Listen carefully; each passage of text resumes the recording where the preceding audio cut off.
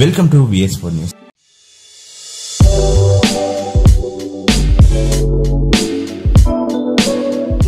తెలంగాణ కుంభమేళాగా పిలుచుకునే మేడారం సమ్మక్క సారలమ్మ జాతర మరో 15 రోజుల్లో ప్రారంభం కాబోతుంది.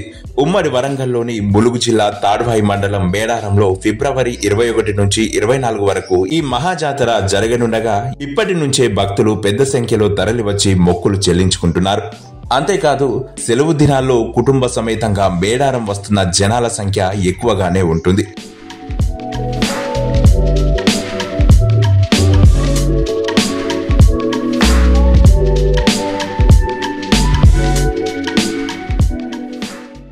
అయితే సెలవు దినాల్లో ఓ 2 రోజులు సరదాగా గడపాలనుకునే వారికి మేడారం వెళ్లే భక్తులు పనిలో పనిగా వరంగల్లో ఉన్నటువంటి హిస్టారికల్ ప్లేస్లు, టూరిస్ట్ ప్లేస్లు, అలాగే ప్రముఖ దేవస్థానాలను కుటుంబ సభ్యులకు చూపిస్తే ఈసారి జాతర టూర్ మరింత మెమరబుల్ గా ఉండే అవకాశాలు చాలానే ఉంటాయి. అయితే మరి ఉమ్మడి వరంగల్ జిల్లాలో మేడారం మార్గంలో చూడాల్సినటువంటి చారిత్రక పర్యాటక ప్రదేశాలు, అలాగే దర్శించుకోవాల్సిన దేవస్థానాలు, ఇతర విశేషాలు ఇప్పుడు ఈ వీడియో ద్వారా తెలుసుకుందాం.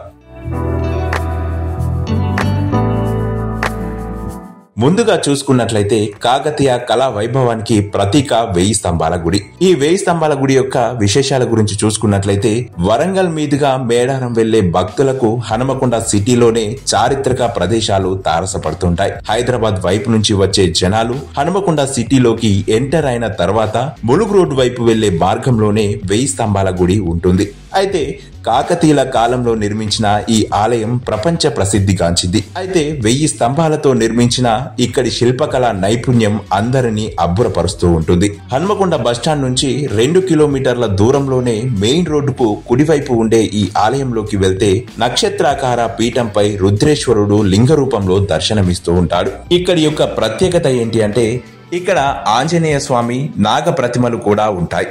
ముఖ్యంగా కాకతీయ రాజులు రహస్య సైనిక కార్యకలాపాలు సాగించడానికి ఇక్కడి నుంచి ఓరుగల్లు కోటతో పాటు ఇతర ప్రదేశాలకు వెళ్లేందుకు ఉపయోగించిన రహస్య సొరంగ మార్గం కూడా ఉంటుంది.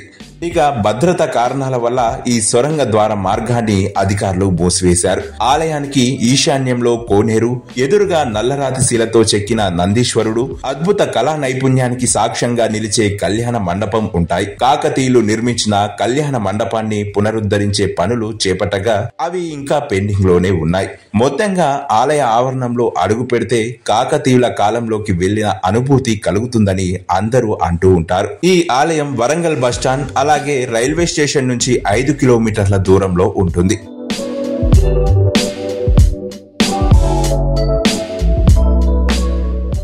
ఇక రెండవది చాళుక్యుల నిర్మాణం ఐలోని మల్లన్న ఆలయం.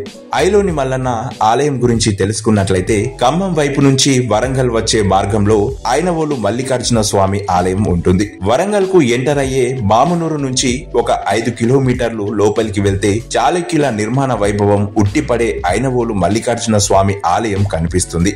సువిశాల రాతి ప్రాంగణంలో అష్టభుజాకృతిలో 108 స్తంభాలతో ఈ ఆలయాన్ని నిర్మించారు. ఇక్కడ గర్భాలయం చుట్టూ అంతర్గత ప్రదక్షిణ మార్గం చాళుక్యుల కళా నైపుణ్యానికి అద్దం పడుతుంది.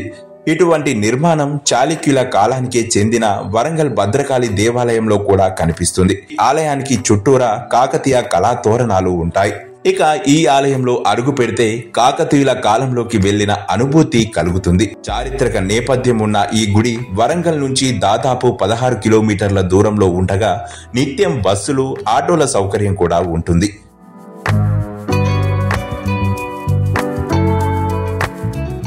ఇక మూడవది వచ్చేసి చరిత్రకు అద్దం పట్టే ఓరుగల్లు కోట. ఈ ఓరుగల్లు కోట గురించి చూసుకున్నట్లయితే వరంగల్ నగరంలో ప్రముఖంగా చెప్పుకోదగిన చారిత్రక ప్రదేశం ఓరుగల్లు కోట. కాకతీయ రాజులు 13వ శతాబ్దంలో తమ రాజధానిని హనుమకొండ నుంచి వరంగల్ కు మార్చిన సమయంలో ఈ కోటను నిర్మించారు.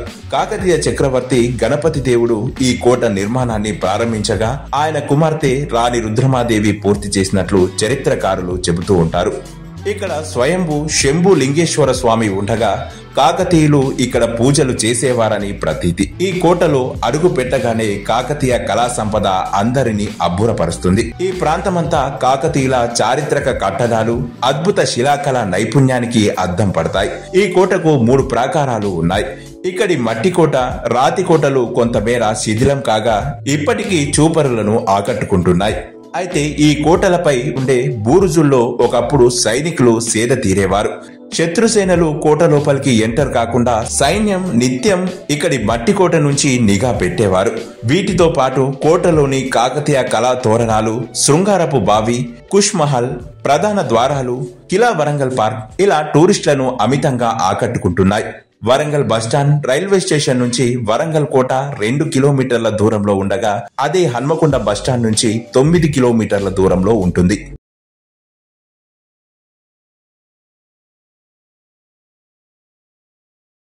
ఇక 4వది ఓరుగల్లు ఇంద్రకీలాద్రి భద్రకాళి దేవస్థానం. భద్రకాళి అమ్మవారి గురించి ఇక్కడ తెలుసుకున్నట్లయితే ఓరుగల్లు భద్రకాళి దేవస్థానాన్ని తెలంగాణ ఇంద్రకీలాద్రిగా కూడా అభివర్ణిస్తూ ఉంటారు. దేశవ్యాప్తంగా గుర్తింపు ఉన్న ఈ ఆలయం హనుమకొండ, వరంగల్ నగరాల మధ్యలో ఉంటుంది. వరంగల్ బస్టాండ్ రైల్వే స్టేషన్ నుంచి 4.5 కిలోమీటర్లు, అలాగే హన్మకొండ బస్టాండ్ నుంచి 4.4 కిలోమీటర్ల దూరంలో ఉంటుంది. ఆలయ గోడలపై ఉన్న శాసనాల ప్రకారం ఆంధ్రప్రదేశ్ లోని వెంగి ప్రాంతంపై సాధించిన విజయానికి గుర్తుగా చాళుక్య రాజవంశానికి చెందిన పులకేశి రాజు క్రీస్తు శకం 625లో ఈ ఆలయాన్ని నిర్మించినట్లు తెలుస్తుంది. ఆ తర్వాత కాలంలో కాకతీయులు భద్రకాళి అమ్మవారిని తమ కులదేవతలుగా కొలిచారు. ఈ ఆలయానికి దక్షిణ భాగంలో ఒక గుహ ఉంటుంది. అందులో ఎందరో మహర్షులు తపస్సు చేసేవారని చరిత్రకారులు చెబుతుంటారు. భద్రకాళి గుడిని ఆనుకునే పెద్ద చెరువు కూడా ఉంటుంది. ఆలయానికి అవతలి వైపు ఉన్న చెరువు కట్టను భద్రకాళి బండ్ గా డెవలప్ చేశారు. యువతలి వైపు ఉన్న కట్టను కూడా టూరిస్టులను ఆకర్షించేలా అందంగా తీర్చిదిద్దారు. ఇక్కడికి వెళ్తే ఆధ్యాత్మిక సుగంధాలు వెదజల్లుతూ ఉంటాయి.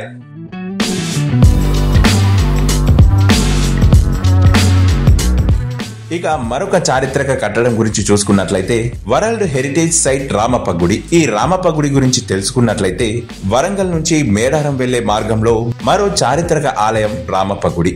వరంగల్ నుంచి మేడారం 100 కిలోమీటర్లకు పైగా ఉంటుంది. కాగా వరంగల్ నుంచి మేడారం వెళ్లే మార్గంలో జాకారం, ములుగు, జంగాలపల్లి క్రాస్ మీదుగా 60 కిలోమీటర్లు వెళ్తే పాలంపేటకు అక్కడి నుంచి 15 కిలోమీటర్ల దూరం ప్రయాణం చేస్తే రామప్ప చేరుకోవచ్చు. ఇక్కడ గమనించాల్సిన విషయం ఏంటంటే జంగాలపల్లి నుంచి రామప్ప వైపు టర్న్ కాకుండా స్ట్రైట్ గా వెళ్తే మేడారం కూడా వెళ్లిపోవచ్చు. వరంగల్ నుంచి రామప్ప దాదాపు 71 కిలోమీటర్లు ఉంటుంది.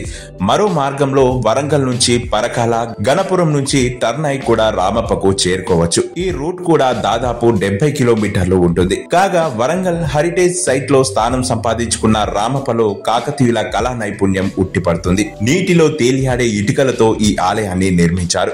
కాకతీయ రాజు గణపతి దేవుడు ఈ ఆలయంలో వేయించిన శిలాశాసనం ప్రకారం ఈ గుడిని రేచర్ల రుద్రయ్య నిర్మించాడు. ఈ శివాలయాన్ని దైవం పేరుతో కాకుండా ఆలయ ప్రధాన శిల్పి రామప్ప పేరుతో పిలుస్తుండడం విశేషం.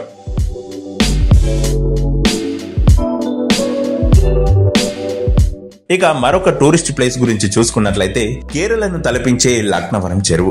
ఈ లక్నవరం చెరువు గురించి చూసుకున్నట్లయితే మేడారంలో వెళ్లే మార్గంలో ములుగు జిల్లాలో ఉన్న లక్నవరం సరస్సు వరంగల్ సిటీ నుంచి దాదాపు 70 కిలోమీటర్ల దూరంలో ఉంటుంది. ములుగు గోవిందరావుపేట మండలంలోని బుస్సాపూర్ మీదుగా లక్నవరం చేరుకోవచ్చు. కాకతీయ రాజు ప్రతాపరుద్రుడు ఈ చెరువును తవ్వినట్లు చరిత్ర చెబుతుంది. చుట్టూ గుట్టల నడుమ ఉండే ఈ చెరువు ద్వీపాన్ని తలపిస్తుంది.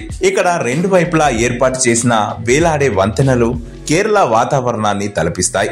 చుట్టూ కొండలు, చెట్లు, వంతెన కింద నీళ్లు, కోనసీమ, అరకు, కేరళ అనుభూతిని కలిగిస్తాయి. అంతేకాకుండా సరస్సులో బోటు షికారు, స్పీడ్ బోట్ తో పాటు సైక్లింగ్ బోట్ తో పర్యాటకులు ఎంజాయ్ చేసే అవకాశం ఉంటుంది.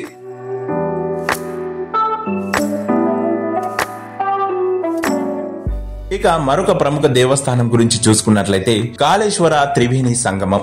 వరంగల్ నుంచి భూపాలపల్లి మీదుగా కమలాపూర్ క్రాస్ నుంచి లేదా కాటారం నుంచి కూడా మేడారం వెళ్లొచ్చు. వరంగల్ వైపు నుంచి వెళ్లే వాళ్ళైనా మేడారం దర్శనం అనంతరం తిరుగు ప్రయాణంలోనైనా భూపాలపల్లి జిల్లా కాళేశ్వరం వెళ్తే అక్కడ 3 నదులు కలిసే త్రివేణి సంగమాన్ని చూడవచ్చు.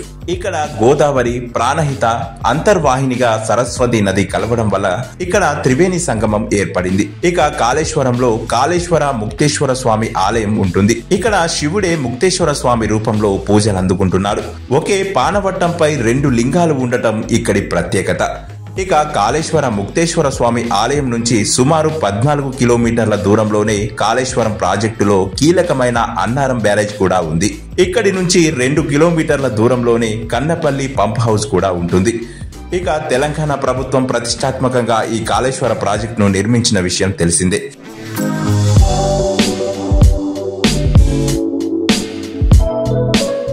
ఇక మరొక ప్రముఖ దేవస్థానం రెండో యాదాద్రి హేమాచల నరసింహస్వామి దేవస్థానం. ఈ హేమాచల నరసింహస్వామి దేవస్థానం గురించి చూసుకున్నట్లయితే తెలంగాణ రెండో యాదాద్రిగా పిలుచుకునే లక్ష్మీ నరసింహస్వామి దేవస్థానం ములుగు జిల్లాలోనే ఉంది. ములుగు జిల్లా బుర్గంపాడు ఏటూరు నాగారం దారిలో మంగపేట మండలం మల్లూరు నుంచి కొండపైకి దాదాపు 4 కిలోమీటర్ల వరకు వెళ్లాల్సి ఉంటుంది. ఇక్కడ మల్లూరు గుట్టపైన శ్రీ హేమాచల లక్ష్మీ నరసింహస్వామి వెలిశారు. ఇక్కడి మరో విశేషం ఏమిటంటే గుట్టపై నుంచి చింతామణి అనే జలధార కాలంతో సంబంధం లేకుండా నిత్యం ప్రవహిస్తూనే ఉంటుంది. గుట్టలపై నుంచి జాలువారే ఈ నీళ్లు సర్వరోగ నివారణగా ఉపయోగపడతాయని భక్తుల విశ్వాసం. ఈ దేవస్థానం ములుగు నుంచి 82 కిలోమీటర్లు, ఏటూరు నాగరం నుంచి 27 కిలోమీటర్ల దూరంలో ఉంటుంది.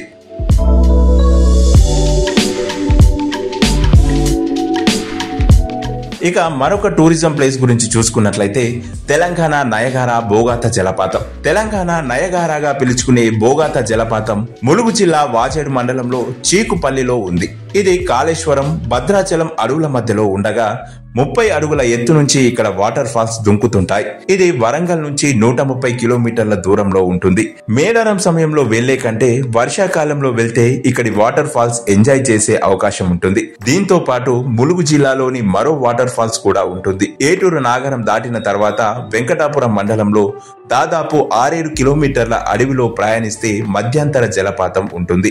అయితే పై భాగంలో ఉన్న రాక్ స్ట్రక్చర్ వల్ల ఇక్కడ పడే నీటి బిందువులు ముత్యంలా మెరుస్తూ ఉంటాయి. అందుకే దీనిని ముత్యాల దార జలపాతం అంటూ ఉంటారు.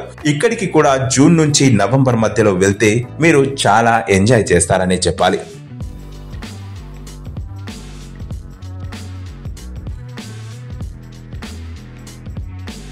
సో చూశారు కదా, తెలంగాణ కుంభమేళాగా పిలుచుకునే మేడారం సమ్మక్క సారలమ్మ జాతరకు వెళ్లేటువంటి దారిలోనే మీరు చూడదగినటువంటి హిస్టారికల్ టూరిస్ట్ ప్లేస్లు అలాగే ప్రముఖ దేవస్థానాలు ఎన్నో ఉన్నాయి. వీటన్నింటినీ సందర్శించి జీవితంలో మర్చిపోలేని ఎన్నో జ్ఞాపకాలని దాచిపెట్టుకోండి. ఇలాంటి మరిన్ని ఇంట్రెస్టింగ్ టాపిక్స్ కోసం VS4 న్యూస్ ఛానల్ ని సబ్స్క్రైబ్ చేసి పక్కనే ఉన్నటువంటి గంట సింబల్ ని నొక్కండి.